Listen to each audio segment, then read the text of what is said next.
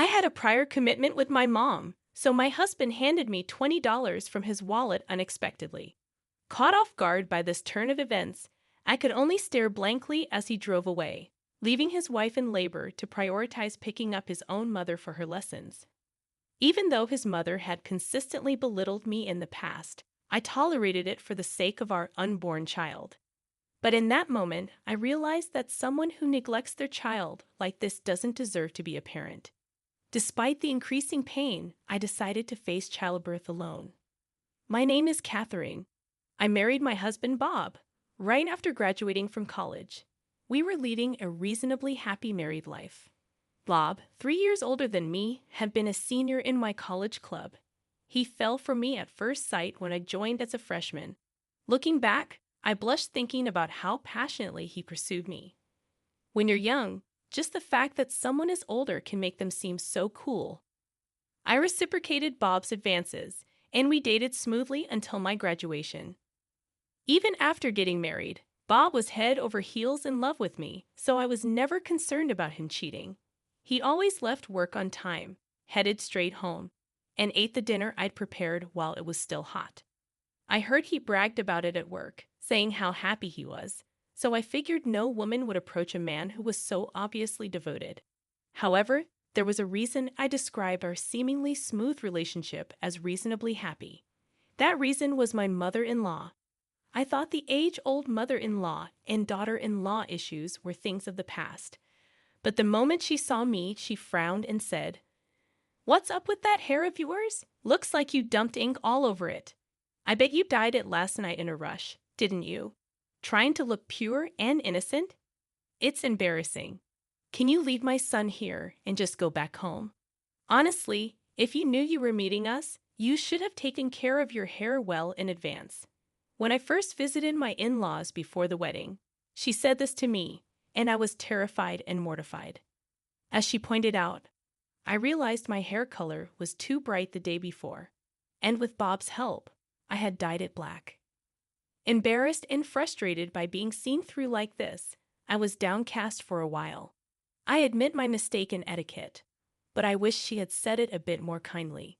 Being separated from Bob because of my hair color and virtually being kicked out of my in-laws' home on my first visit, Bob called me later and said, "I think Mom was just nervous and came off a bit harsh. She really does like you. Don't worry. She's on board with our marriage and wants you to visit again." At that moment, I was pretty irritated by Bob's nonchalant tone. She insulted me in front of him, he didn't stop her, and now he seemed to be defending her. There was no doubt in my mind that her request for me to visit wasn't genuine. Was she going to force us to live with her after we got married and constantly berate me? However, when I finally took the step to marry Bob, my mother-in-law made no such suggestion. I was relieved, but it was short-lived as she started frequently calling Bob to her home. He's finally done with college, out of state, and got a job back home, and then he gets married all of a sudden. I've been so lonely. Why don't you let Catherine have a break and come stay with me for about a week? When I saw such emails addressed to Bob, I was taken aback. Showing me the message, Bob asked, "What should we do?" Instead of letting him answer, I called my mother-in-law and said, "I really appreciate your concern, but we still have unpacking and paperwork to do. I think it'll be a while before he can take a break. I'm sorry." In response, she nagged, "You can do the unpacking yourself. Don't always rely on my son." I simply nodded and ended the call. She was pretending to care about me, but she just wanted her beloved son by her side. Was there no consideration for a newlywed couple? While I was irritated by my inconsiderate mother-in-law, I was also upset with Bob, who just went along without resisting. My husband says that his mother has always been like this. After she separated from my father-in-law, her overprotectiveness became even more intense. When my husband decided to go to college, she cried and tried to stop him. He somehow convinced her and went on to study. But apparently, they used to communicate via email or phone calls almost every night. He always trusted his mother, who raised him as a single mom, from what I've heard. Their relationship had always been strong, which I respected. It's admirable that he's devoted to his mother, but they're both adults, so there should be some appropriate boundaries. That being said, this has been their norm, and I understand that it's not right to judge another family's dynamics. If it weren't for this, my husband is great with housework and is sincere at his job. I even tried to be understanding for a while. However, it didn't take long for me to question their closeness. One weekend, my usually late sleeping husband woke up earlier than I did and started preparing to go out. I asked, "Did you have plans to go somewhere today?" To which he replied, "I'm going shopping with Mom, Catherine. You can keep sleeping." That was totally unexpected. Apparently, she wanted to buy some clothes and wanted his opinion, so she asked him to accompany her. This upset me, but I tried to keep calm and said, "Today's our day off together after a long time. Why don't we do something?" But he shook his head, saying, "I'd like to, but I promised Mom first, and she seems to be waiting for me outside." I was taken aback and rushed to the entrance in my pajamas. Looking through the window, I saw my mother-in-law's bright red car parked outside. Noticing my gaze, she stepped out of the car, smiling slyly, and said, "Bob, you're taking too long." "Oh, Catherine, still sleeping at this hour even though you're a stay-at-home wife. That's pretty lazy of you. Should I get you an alarm clock as a gift?" With her lips as red as her car, she laughed out loud, then lovingly took my husband's hand and led him to the passenger seat. I was dumbstruck, watching their intimate interaction, and could only watch as they drove away cheerfully. After this incident, I started noticing changes in my husband. He almost stopped doing household chores, which he used to do regularly, and began visiting his parents' house almost every weekend. His attitude towards me changed and became more demanding. "You're too lazy, Catherine. Whenever I'm off, you just sleep in. Do you think you're fulfilling your duties as a housewife? You even stopped wearing makeup. Just because you're married doesn't mean you should get sloppy. Even Mom's concerned about you. Maybe you should visit your parents sometimes." I don't know what my mother-in-law says about me, but my husband surely is taking advantage of that. He never complained about my naps or makeup when we were dating, but as my husband suggests, maybe my mother-in-law is genuinely concerned about my behavior. But considering how my mother-in-law treats my husband like her boyfriend, I can't help but think that she's just trying to annoy me. I hoped things would change once we had a child. Not long after, I started having doubts about my husband. I found out I was pregnant. My husband was ecstatic, his eyes shining with joy, as he held my hand, promising that we would face this pregnancy together. However, my mother-in-law's harassment only intensified. She would call my husband for trivial things like shopping, going to the doctor, or cleaning her house, leaving me, pregnant, all by myself. I tried explaining to my husband that her actions had a malicious intent towards me, but it backfired. Suddenly furious, he said, "Every time we meet, Mom talks about you, saying you should go to your parents or take some time for yourself. Getting mad like this will affect our baby. Just accept Mom's care and concern." From then on, he often left me alone. As days went by, my morning sickness got worse, and I expressed my desire for him to be with me as much as possible. However, he replied, "What can I do? Even if I'm with you, Mom also wanted to be alone when she was pregnant and didn't even want to see Dad." Feeling physically and mentally drained, I decided to face this battle on my own. Furthermore, on a day when we were out shopping for baby items, we bumped into one of my husband's colleagues unexpectedly. He said to me, "I heard Bob's been actively attending parenting classes. Your bookshelf at home is filled with parenting books, right? He's gonna be a great dad for sure, shopping with his wife today. Can't wait for your baby to arrive." Surprised, I inadvertently blurted out, "What?" Bob quickly jumped in with a sheepish grin, saying, "Come on, stop that." Apparently, he'd been portraying himself as an enthusiastic soon-to-be dad at work, even making up stories. Although I stayed silent to avoid an argument, I felt my anger boiling inside. Ever since, he continued to prioritize errands with his mother-in-law, and occasionally, when we would meet his colleagues, they would always say, "Catherine, You've got yourself a dream husband, with a hint of envy. This kind of behavior built up over time, and I started to distrust Bob's actions and words. I can't say for sure if this stress was the trigger, but one weekend while I was making lunch, I noticed my pants were wet. A thought crossed my mind, and I immediately ran to the bathroom, fearing my water had broken. I shouted across the house where Bob was still asleep, telling him to get the car ready ASAP. Bob, initially groggy, quickly realized the situation and turned pale, rushing to my side to help me walk. I had been told by the nurse multiple times to head straight to the hospital if my water broke. Understanding the potential urgency of the situation, Bob was starting to panic as we were finally in the car and on our way, and I was beginning to feel contractions. Bob's phone rang, but he couldn't pick up since he was driving, so I, fighting through the pain, glanced at the screen. A sinking feeling washed over me when I saw the name Linda, his mother. Staring at the screen for a while, the ringtone persisted. Thinking it might be faster to just answer and explain, I reluctantly picked up. Bob, where are you? You remember today is our weekly knitting class, right? Did you forget? I shivered at the cloying voice she never used when speaking with me, but I decided to explain it to my mother-in-law. The thing is, my water just broke, and I'm on my way to the hospital with Bob. As soon as I said that, my mother-in-law started yelling at me like she was a different person. What's that got to do with me? Don't use my son as your personal taxi service. Can I speak to Bobby? I've got my weekly sewing class today after all, and I had this planned first. I was at a loss for words. Not only did she not care about her grandchild's welfare, but she also said she didn't care. Even when I remained silent, I could still hear her shrill voice. I'm sorry, Catherine, my husband quietly said.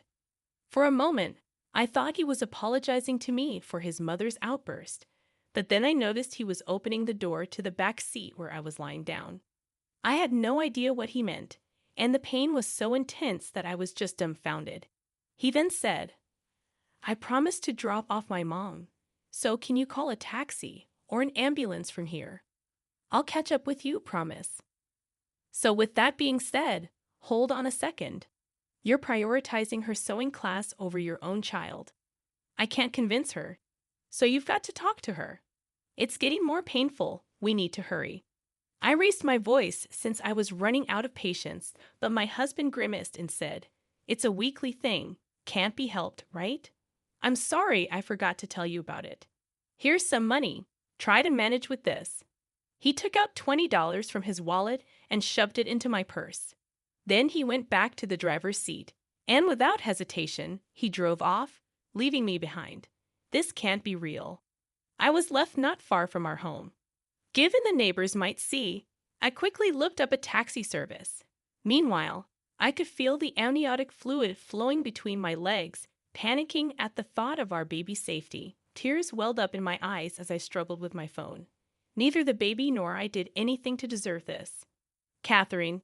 Suddenly, I heard my name called out. I turned around and saw a familiar face. You look so pale. No time to chat. Get in the car now. This kind person helped me into the back seat of their car. Her husband adjusted the front seat for me. The rest was a blur. As soon as we arrived at the main hospital, they wheeled me into a room prepared by the nurses. I was in so much pain that I was groaning, but I was told I still had some time before giving birth and should rest. The pain was so intense that at times I felt like passing out. Suddenly, my phone rang. I thought it might be my mother returning my call, but it turned out to be my husband. Looking at the clock, it was already late afternoon. Nearly 3 hours had passed, and I was appalled that he was just now arriving at the hospital. I decided not to answer, but he kept calling. So irritated, I picked up. Catherine, help me. I need you to explain the situation for me. It would have been nice if he'd at least shown some concern for me. I don't know what's happening to my husband, but for him to ask for help, even if he was about to be eaten by an alligator, there's no obligation on my part after he abandoned our child to help him. Who do you think you are? I shouted at my husband over the phone and hung up. A little while later, I went into labor alone. It would have been nice to have a dependable husband by my side at a time like this. But if a clueless husband who can't even prioritize is around, it might be better if you weren't there.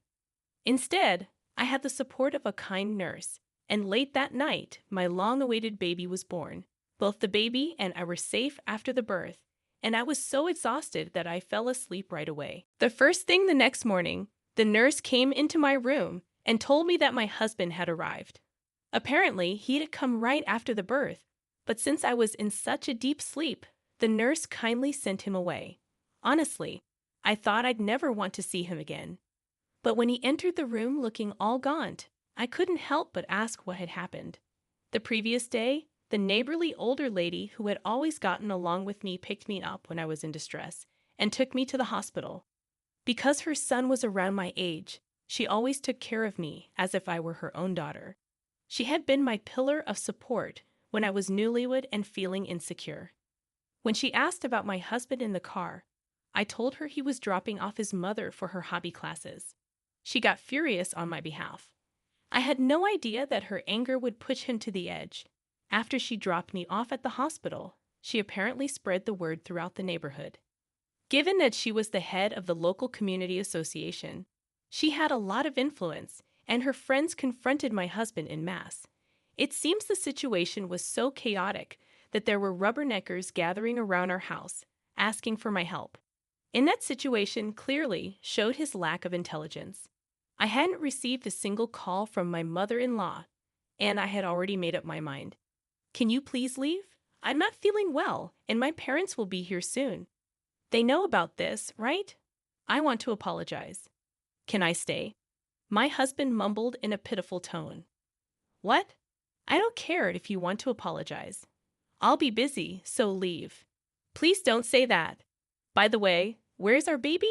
Let me see him once, and then I'll leave. Just go. There are other expecting mothers here, so get out. Even after my cold response, he stayed. So I ignored him, turned my back, and pulled the covers over myself. Hey, I'm sorry. Can you at least call my mom? I want to send her a picture of the baby. Should I call a nurse? My husband reached out and shook me. I couldn't stand it anymore and was about to push him away when, "What are you doing? Don't touch her." My parents had just entered the room. My mom rushed to my side, pushing my husband away. How dare you shake a woman who's just given birth? And after what you did, how dare you show your face here? I'm so disappointed in you. Get out now. Even I had never seen my mom so furious. My husband was intimidated and finally left the room. My dad followed him out, and I'm sure he gave him a good scolding. I refused to see my husband during my hospital stay. After I was discharged, I took the baby and went to my parents' house. Afraid that he might do something, I brought up the idea of divorce over the phone. From now on, I'll be proceeding with the divorce through a lawyer. I informed him about the claim for damages. I completely ignored any objections from him. By the way, the damages I'm referring to are the scratches and bruises I got when he forcefully pulled me out of the car. He tried to make some excuses, but I told him I have testimony from the neighborhood lady and her husband along with photos of the injuries from that day. He then kept silent. My lawyer mentioned that since this was a gross misconduct toward a pregnant woman, the compensation might be substantial. While I was busy taking care of the baby, my mother-in-law Susan once stormed into my family home. The rumors spread by Catherine didn't die down easily, and the looks from the neighbors were chilly. Apparently, she was blaming all of this on me for not respecting their family. However, my intimidating father handled everything. With both mother and son driven away by my dad, I sometimes thought maybe we should have done this from the start. But my dad said the head of a family doesn't just easily step into the limelight, trying to sound all cool about it. Once I got the hang of parenting, I invited the neighborhood lady to my home and introduced her to my parents. She quickly became friends with my mom since they were of the same age, and they decided to keep in touch. The neighborhood lady shared a story she heard from a friend who works part-time at my ex-husband's company. This friend, like her, enjoys gossip and seems to have blabbed about the ex's story to others at some point. The tale spread like wildfire and got exaggerated along the way. and his reputation took a huge hit. Given that he had been posing as a devoted new dad and husband, the backlash was severe. He ended up being looked down upon by bosses and coworkers, leading him to quit his job. Approaching 30, jobless, and without any professional certifications, he seemed to be living modestly, relying on his mother's retirement funds and savings, becoming somewhat of a recluse due to the community's judgment. A few years later, I got a call from him, whom I had almost forgotten about. "Hey, where are you?" "I'm outside your family home right now." His rude greeting prompted me to respond in kind. "I've moved." "What do you want?" "You moved." "Living it up with the compensation money I gave you, huh?" "Must be nice. Come back right now. Let's start over. Mom wants to see you too." His ramblings made no sense. "Why would I go back to you?" "Are you still going on about Mom after all this time?" "Don't call me again. I don't want to hear it." I hung up without waiting for a response, and for a while, my phone kept ringing. When I finally managed to block his calls, he began flooding me with texts, begging for reconciliation. I read them just to be sure, but they were filled with nonsense like, "Don't you think it's sad for a child not to have a father? And even though you owe so much to Mom, not letting her see the child is utterly disrespectful." I deleted all of them and changed my email address. Though this whole incident was a nightmare, it allowed me to proceed with the divorce advantageously and take appropriate action against him. If a family member is going to be such trash, it's better for my child that they're not in our lives. I find comfort in this thought as I enjoy parenting, supported by my parents who have now become loving grandparents. All right, everyone's presentations are done. Nick, the manager, said as he tried to move the discussion forward. Excuse me, I haven't. I recently found out something. Nick interrupted me and began to speak. There's apparently someone in this department who didn't graduate high school and is just a part-timer. Meetings should be for employees only. Absolutely right. His lackey, Mike, of course, agreed with Nick. I'm leaving. After leaving the meeting room, I started to shut down my computer. I noticed that an email had arrived, not in my personal inbox, but in the company's shared email. Thinking, there's no point in speaking up, no one will listen, I went home quietly. The next day, I heard a commotion from Nick's desk. He was staring at his computer screen, his face pale. "Nick, is something wrong?" Mike looked at the screen with him. And he turned even paler than Nick. Why is he so angry? Knowing the reason for Mike's distress, I thought to myself, serves them right. My name is Adam. My mother passed away when I was in the 9th grade, and I was raised by my father. Well, you could hardly call it being raised. After my mother passed, my father changed. He drowned his sorrows in alcohol, and though he still went to work, he squandered our living expenses on horse racing. Because of that, I had to start working part-time as soon as I entered high school. Every month, I went to the convenience store with bills in hand that couldn't be auto-deducted from my father's account. Even though I endured it because I didn't want to be alone, I reached my limit in my second year of high school and dropped out. I found a live-in job at a distant inn. Thank you for everything. The day I left home, my father, still staring at the TV, spoke. Take care. That was our last conversation. Back then, 18 wasn't the age of majority, so I needed my father's permission to work, and I couldn't hide my place of employment. Yet, my father never visited me even once. I kept working just to survive, and before I knew it, I was 42. Years of hard work paid off, and I was transferred to the headquarters. I was thrilled to be recognized by the company, as I thought I'd be working in the field until retirement due to my lack of formal education. Listen up. Our work can change the future of our employees. Don't drag us down. On my first day after the transfer, Nick, dressed in an expensive suit, spoke sternly. There was a reason for this. Our inn was located in a prominent tourist destination, known so well that everyone in the state could sing its commercial jingle. At its peak, we had 5 locations within the state. But that was long ago. Due to financial difficulties and aging facilities, only the place where I had worked for many years and the original establishment remained. I was prepared to lose my job anytime, but now there was a glimmer of hope. With the rise of social media, the tourist area where the inn was located started gaining attention again. Depending on how hard the sales department, where I was transferred, worked, we could either thrive or be forced to give up this prime location to the new hotel chains continuously popping up. For Nick, who had switched careers from another industry to strengthen our sales, this was a battle he couldn't afford to lose. I understood why he had to be strict. "I will do my best." Nick sneered at my enthusiastic declaration. "Did you not hear what I said?" "I'm sorry. I thought I was listening carefully." Out of habit from years of customer service, I apologized reflexively, though I had no idea what had offended him. Someone was watching me with a smirk. In this department, there are those who are expected to excel and those who have been shoved here because they have nowhere else to go. You are the latter. It was Mike, the section chief. He's 7 years younger, at 35. But he was called to headquarters much earlier than I was and had been moving around within the headquarters ever since. I'm not jealous, but I can't accept that he's my boss.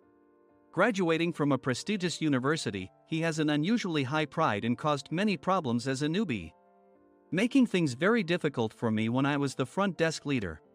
When I found out Mike was transferred to the sales department a month before me, I was disheartened. Mike is right. With just a middle school diploma, there's not much you can do.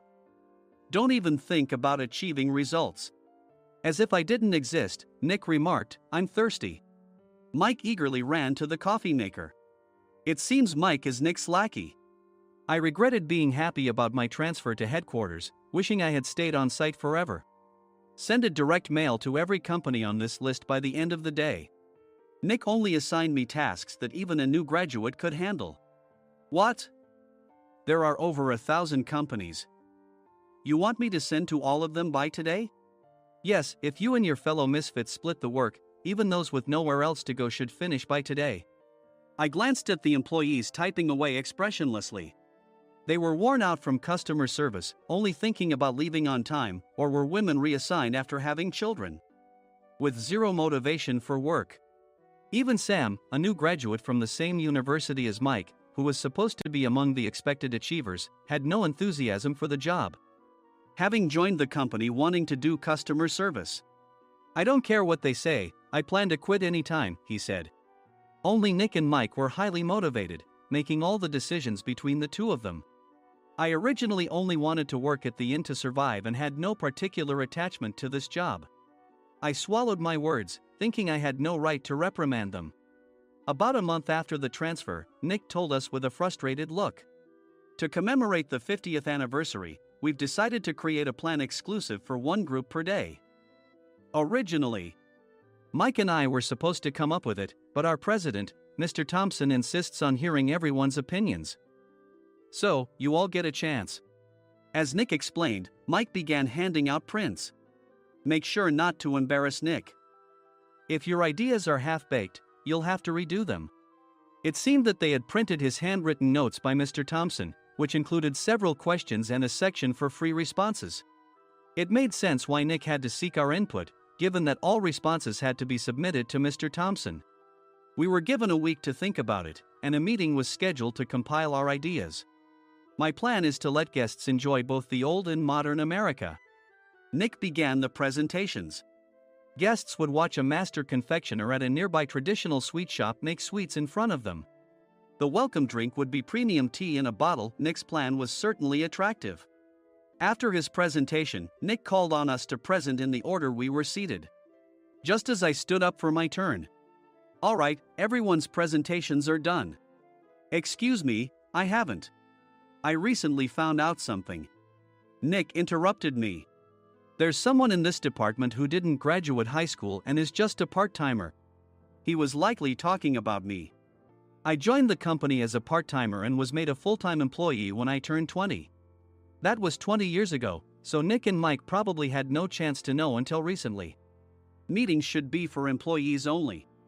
Absolutely right. After that, Nick kept creating opportunities to solicit everyone's opinions, purposefully excluding me from speaking. The meeting unexpectedly heated up and went past the scheduled end time. A few people asked to leave, and the discussion continued with the remaining few. "Still here?" Normally, you'd leave in that situation. Though I had no attachment to the job initially, hearing kind words from customers made me want to make them happier. For someone like me, with nowhere to go, the inn was my home and customer service was my life. I felt pathetic about my current self. I'm leaving. I left the conference room and started shutting down my computer. I noticed an email had arrived, not in my personal inbox, but in the company's shared email. Thinking no one would listen to what I had to say anyway, I quietly went home. The next day, while preparing the DM as instructed, I heard a commotion from Nick's desk. In his haste to stand up, he hit his knee on the desk. He stared at his computer screen, his face pale. "Nick? What's wrong?" Mike, thinking he should be the first to rush over, approached Nick while still wearing his coat. He peered at the screen with Nick. And he turned even paler than Nick. Why is he so angry? Who is responsible for this company? Nick, more irritated than ever, asked, and Mike answered without checking. Probably Sam. Sam wasn't there because he was attending a morning training session for new hires. Nick gave up on getting angry and returned his gaze to the screen. They were looking at an email that arrived right after the end of the working day yesterday. Apparently, no one, including me, had checked it before leaving. The email was from a large company that used us for their annual employee trips. The president and executives of that company also frequently used our services personally. President of the company, Mr. Mason himself, had declared that neither he nor his company would ever use our services again. Well, some companies cancel their employee trips or stop using our services due to financial struggles. Let's just move on. Mike kept wiping the sweat from his forehead with a handkerchief. Knowing why Mike was so agitated, I quietly watched their interaction. Do you know how much revenue we get from that company? We can find other guests to fill the rooms, but we'll lose the banquet costs, gift shop revenue, rental car fees, and more. Moreover, the gifts were supposed to be prepared by the traditional confectionery shop involved in Nick's proposed plan. If it's known that we incurred such a huge loss at this critical time, Nick's position in the company would be jeopardized. Nick took a deep breath, seemingly trying to calm himself. All right, Mike. Go to New York right now and apologize to Mr. Mason. What? You're coming with me, right? I have urgent work to do. I trust you, which is why I'm entrusting this to you. Please. Mike, believing Nick's sincerity, agreed with a determined look on his face, saying, yes. That's Nick for you. Even if Mike went to apologize, Nick would shift all the blame onto him if the client didn't change their mind. Well, it was Mike's fault to begin with, so it served him right. About 3 hours later, Sam answered a call from somewhere and repeatedly apologized, saying, I'm very sorry. Everyone watched to see what was happening. After ending the call, he informed Nick with a weary tone. When Mike arrived at the client's company, he only made things worse, further infuriating Mr. Mason. He was demanding, get his boss here immediately. It was no wonder Sam was exhausted, dealing with such a call right after returning from training. What is that idiot doing? All right, Adam, you're coming with me. If sacrificing Mike didn't work, then I must be next. Normally, I'd want to refuse at all costs, but I saw an opportunity in this situation. If I can be of assistance, I'd be happy to join you. I immediately followed Nick, and we flew to New York. When we introduced ourselves at the reception, it became clear how serious the situation was, as the receptionist personally escorted us to the president's office. Angry voices leaked through the door, making both Nick and me uneasy. Excuse me. I'm Nick, the supervisor. I understand my subordinate has caused you trouble, and I deeply apologize. Nick, with his experience in the corporate world, knew enough to offer an apology before excuses. However, his customer service skills left much to be desired. I sighed as I saw Mike trembling like a small dog in the corner of the room. What kind of training are you giving your subordinates? Mr. Mason glared at Nick with a red face. The intensity of his gaze made even Nick take a step back. Regrettably, I joined this company only 2 years ago and was unaware of Mike's issues.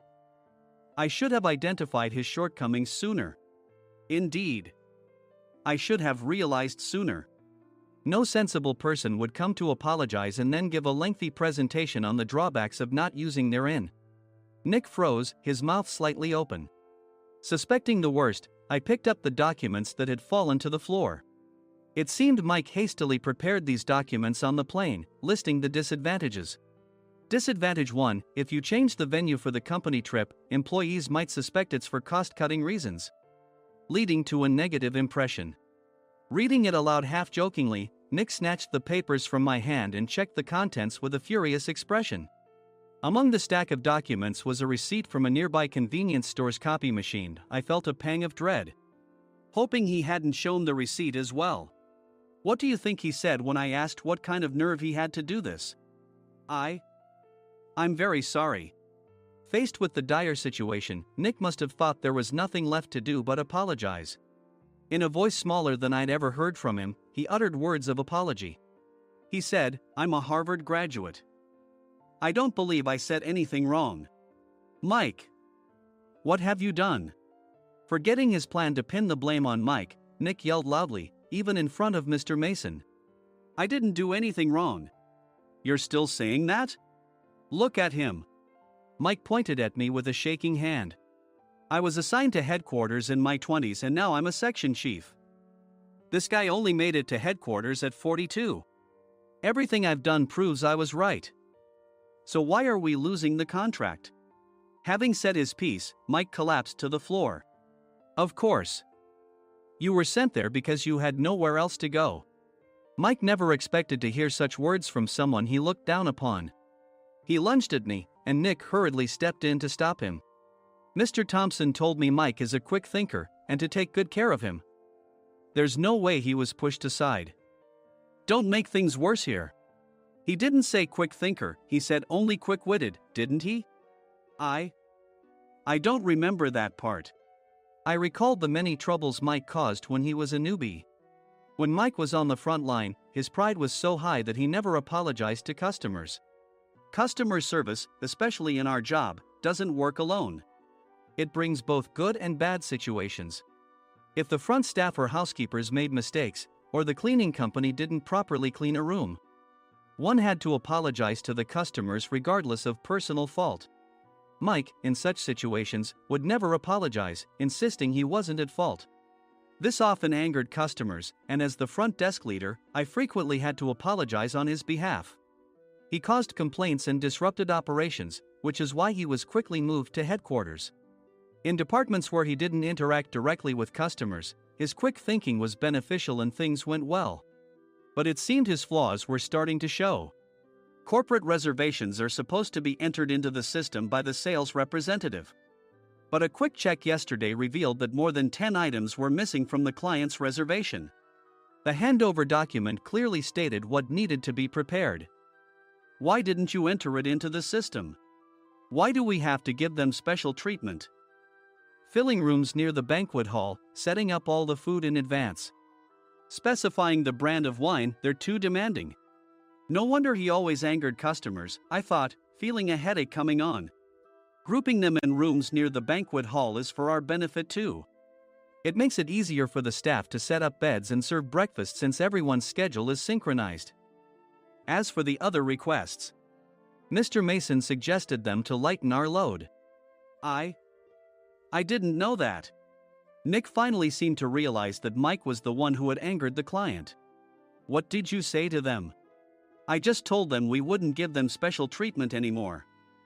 We shouldn't waste effort on things that don't bring in money. I was utterly exasperated at his lack of understanding of customer service. Of course, we shouldn't comply with unreasonable demands. But carrying over successful practices from past stays makes customers feel remembered and enhances their experience. Good memories encourage repeat visits. That's part of our job. I looked down at Mike, who was sitting on the floor. In our job, nothing is a waste. Mr. Thompson likely moved you to the sales department, hoping you'd finally understand this. How do you think he feels now that you failed to meet his expectations? Mike, tears in his eyes, fled the president's office. I was amazed he still hadn't apologized. You have it tough, Adam. It's okay, we're all employees of the same company. I deeply apologize for this disrespectful incident. Especially after all the care you've shown us. If it weren't for you, Adam, I really would have stopped staying here. When I heard you were moving to the sales department, I was willing to reconsider if you handled it. Seeing us talk so amicably, Nick's face contorted. Do you two know each other? Adam's service is excellent. I always requested him specifically. Normally, we don't accept specific staff requests, but we made an exception for Mr. Mason, adjusting my shifts accordingly. He had personally stayed at our hotel just before my transfer, and during casual conversation, I mentioned, I'm moving to the sales department soon. If I hadn't told him then, things could have been much worse. Please continue to take care of us. I look forward to it. On the return flight, Nick awkwardly offered me a can of beer. It's still working hours. Of course, I had no intention of forgiving him for a single beer. Nick might try to pin everything on Mike and avoid any consequences. While pondering this, a startling fact came to light. Nick, the tea bottles for the plan have arrived. I handed Nick a bottle labeled with our inn's name. They look good. What are you talking about? These are plastic bottles. I had assumed we would use the trendy, high-end bottling tea. But what arrived were ordinary plastic bottles of tea with customized labels. The only unique aspect was the label, which had the inn's name, making it look customized. Upon further investigation, I discovered that a substantial amount of money was set to be paid to the tea company. It was priced like bottling tea. Does this plastic bottle really cost $100 each? The tea inside is specially blended for us. The extra cost is for that. Wouldn't it be better to use another tea company? Or is there a specific reason we must use this one? As Nick continued to make excuses, I showed him a printed email. I informed the tea company's president, Mr. Mitchell, that we discovered irregular payments and he confessed. He said you two were high school classmates and planned to split the extra money. That idiot. Why did he confess? That's not important. You should worry about yourself, this could turn into a police matter. Opening the bottle cap, I suggested. How about calming down with this tea? It supposedly has a relaxing effect. Nick drank the tea frantically. In the following days, decisions were made about their fates. Mike was reassigned to the General Affairs Department, with no chance of transfer or promotion, as per Mr. Thompson's orders. As for Nick, since the payment to the tea company hadn't yet been made, he narrowly avoided legal trouble. Instead, he was encouraged to leave the company, and to avoid further complications, Nick submitted his resignation. Rumor has it that connections between HR departments have made it difficult for him to find new employment.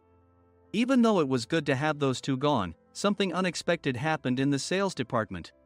Everyone became motivated and united in refining the 50th anniversary plan. In the end, my plan was adopted. We collaborated with the Tourist Information Center to provide personalized guides. The plan, tailored to the number of guests, was truly special for the 50th anniversary. Hey, is Adam's family coming to stay? I immediately booked that special plan for my family. Sam noticed it on the reservation list and quickly picked up on it. Yes, I'm inviting my father. That's great. I might invite my parents too. I lacked the courage to face my father just as Adam. But here, with the confidence Mr. Mason praised, I felt ready. The 50th anniversary plan was a perfect opportunity to reconnect with my father. I hoped to bring back the days when we could laugh together as we once did.